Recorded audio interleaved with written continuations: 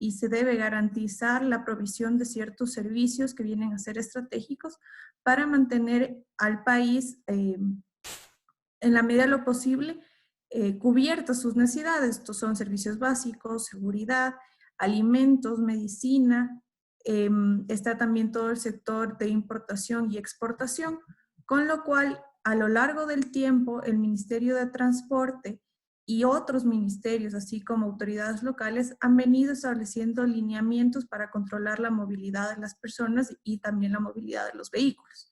Hoy por hoy la regla general y que todos sabemos es la prohibición de la suspensión de jornada de trabajo presencial y la movilidad personal está autorizada únicamente para situaciones de abastecimiento y a nivel vehicular en función del último dígito de placa. Es más, este fin de semana, sábado y domingo, no se podrá utilizar ningún vehículo particular conforme lo dispuesto por el COE.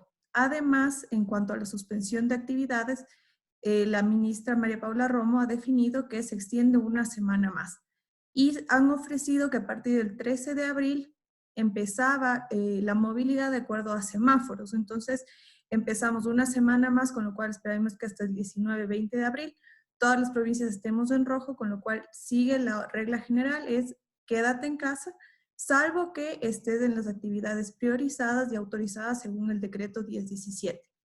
Es decir, todas las personas y vehículos que se dediquen a cadena de fabricación y producción de alimentos, insumos médicos, productos de limpieza, insumos de higiene, estarían operativos y no necesitan salvoconducto.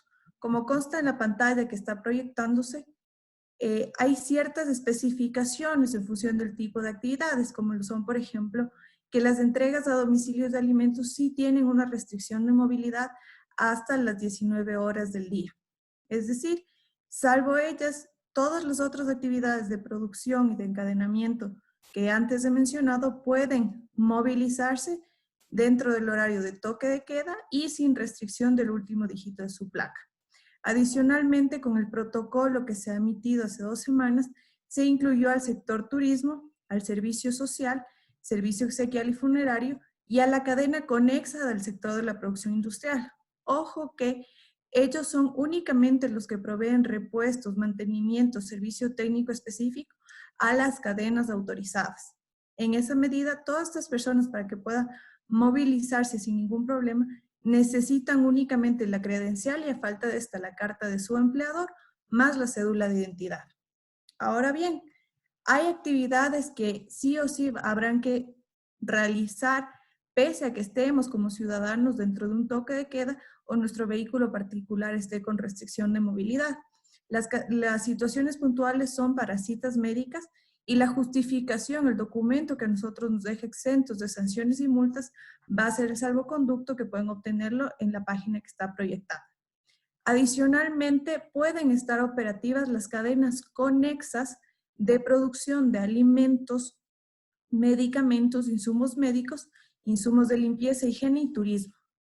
Al hablar de cadenas conexas, me refiero únicamente a la provisión de insumos, a la provisión de material de empaque, a la provisión de herramientas necesarias para que las fábricas principales estén operativas. Entonces, si soy una fábrica de alimentos, podré mantener mis turnos, podré trabajar sin ningún problema, requería al personal que asista a las instalaciones, evidentemente, con todas las medidas de seguridad, pero no necesitaré un salvoconducto. Ahora bien, mis proveedores, si yo necesito que me entreguen empaques, ellos sí deben portar el salvoconducto, al menos en horario de toque de queda y para que no les aplique la restricción del último dígito de placa. Se ha sabido ya de algunas multas y sanciones debido a un uso no autorizado de salvoconductos, de ahí que es súper importante que quienes emitan estos documentos tengan debidamente controlados y enlistados a quienes se los está emitiendo. Unos son los salvoconductos personales y otros son los salvoconductos vehiculares en los cuales se puede dar de alta incluso 3 conductores. Finalmente, se incluyó como un sector que necesita salvoconducto para movilizarse los extranjeros que se trasladan por vuelos humanitarios. Sabemos que los vuelos humanitarios están autorizados de manera excepcional, por lo cual siempre van a tener que portar con una autorización por parte del Ministerio de Relaciones Exteriores más el boleto aéreo para poder justificar que es un único trayecto de ida al aeropuerto. Igualmente, además del salvoconducto, deben portar la credencial y su cédula de identidad. Y en el caso de vehículos, evidentemente la guía de remisión para justificar que están haciendo entregas.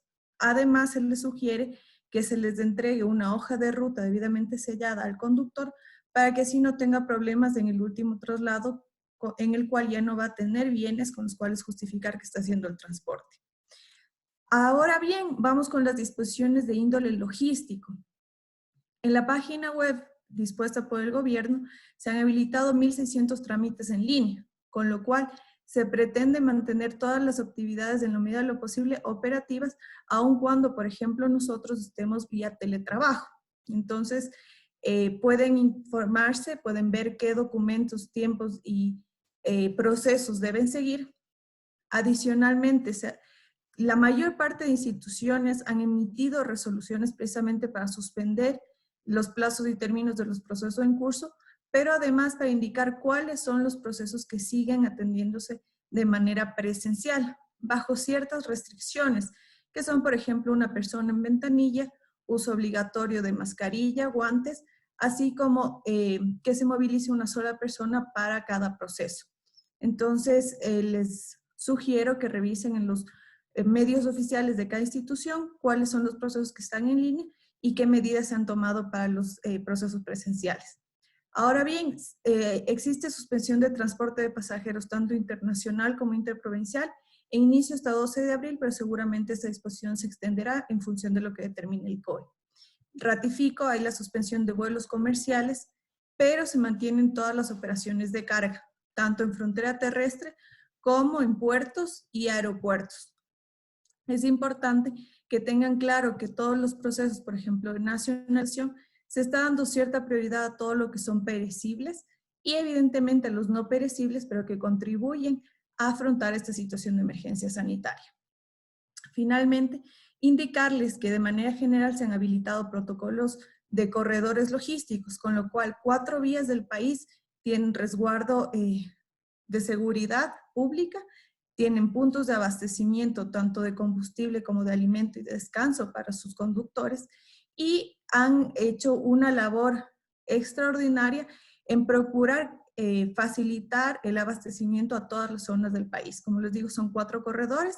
Sin perjuicio de eso, todas las vías del Ecuador se encuentran habilitadas, salvo que por alguna situación excepcional se notifique lo contrario. En lo que respecta a trámites aduaneros, como les comenté, hay un proceso de nacionalización en el cual incluso si es que se necesita un aforo físico o control físico de la mercadería, el operador económico puede autorizar para que SENAE haga el proceso siempre y cuando lo documente de la forma debida.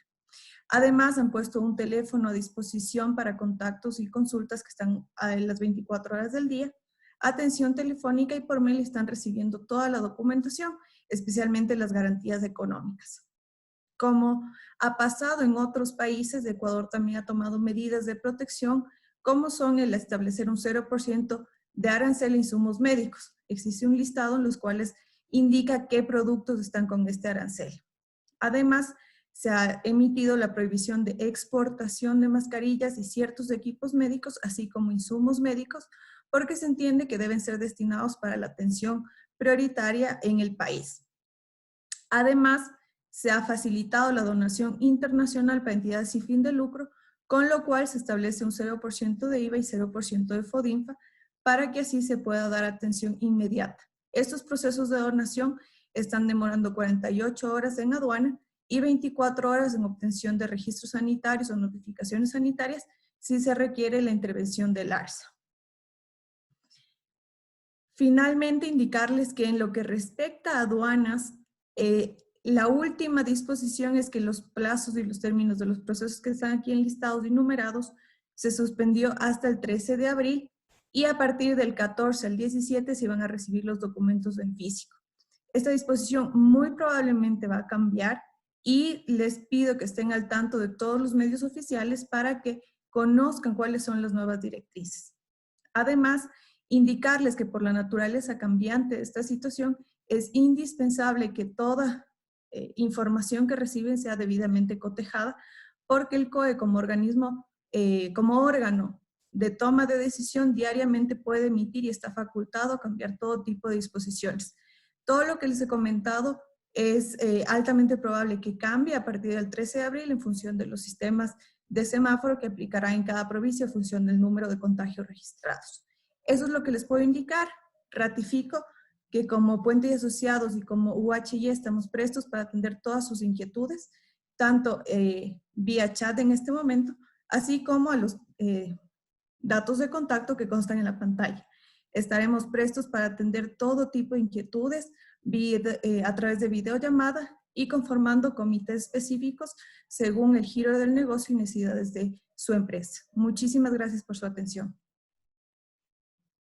Gracias, Giovanna, por tu intervención y a todos los que participaron, muchísimas gracias. Vamos a continuar con las preguntas que ustedes nos han puesto en el chat. Iniciamos con la primera pregunta que dice, ¿el pago de las utilidades serán postergadas hasta que pase la emergencia sanitaria? Si es así, ¿cómo serían los pagos? Sí, nuevamente yo reitero lo que habíamos charlado hace un momento. No existe diferimiento en el pago del 15% de trabajadores. La fecha de vencimiento de este pago es 15 de abril, es decir, 15 días luego de la fecha de liquidación indicada en el instructivo. Lo único que existe diferimiento es en la presentación o en el registro del sistema del Ministerio Laboral, el registro de haber realizado el pago. Insistimos nuevamente, inclusive, como ustedes habrán podido ver en medios públicos, en medios de prensa, que han recogido lo que manifiesta el ministro y todos sus demás funcionarios, no debería existir por parte del gobierno un diferimiento en este pago, ya que corresponden a utilidades del año anterior, en el cual desde su perspectiva, desde la perspectiva de ellos, no había afectación del coronavirus. Ojo, no es nuestra forma de pensar, no estamos de acuerdo ni en contra, solamente estamos comentando de dónde viene el concepto. Fecha de pago, 15 de abril del año 2020. La siguiente consulta, ¿los 300.000 son ingresos anuales año 2019? ¿Puedes repetir otra vez, por favor? No entendí la última parte. ¿Los 300.000 son ingresos anuales del año 2019? Los $300.000 hace referencia al tema de microempresa, entonces. Sí, efectivamente se basan en el último ejercicio fiscal declarado ante el SDI. Recordemos una cosa, la conceptualización de microempresa para considerarse sujeto pasivo dentro del decreto emitido por el Servicio de Rentas Internas puntualiza efectivamente el antecedente tributario. Y el último antecedente tributario reportado debería ser el año 2019, que ya lo estamos declarando en este mes.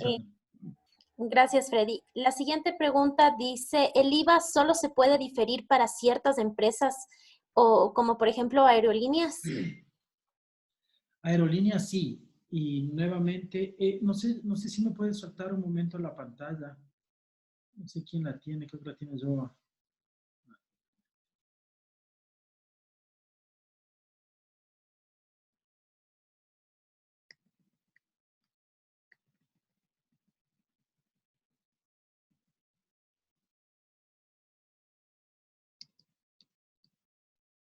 Sí, únicamente son para estas compañías, dentro de las cuales obviamente incluye líneas aéreas. Estos son los sujetos pasivos para el diferimiento del IVA y del impuesto a la renta, pero ojo, del impuesto a la renta del fiscal y del IVA a pagarse en abril, mayo y junio. Nos están solicitando que se mencionen los despidos por el artículo 169, literal C.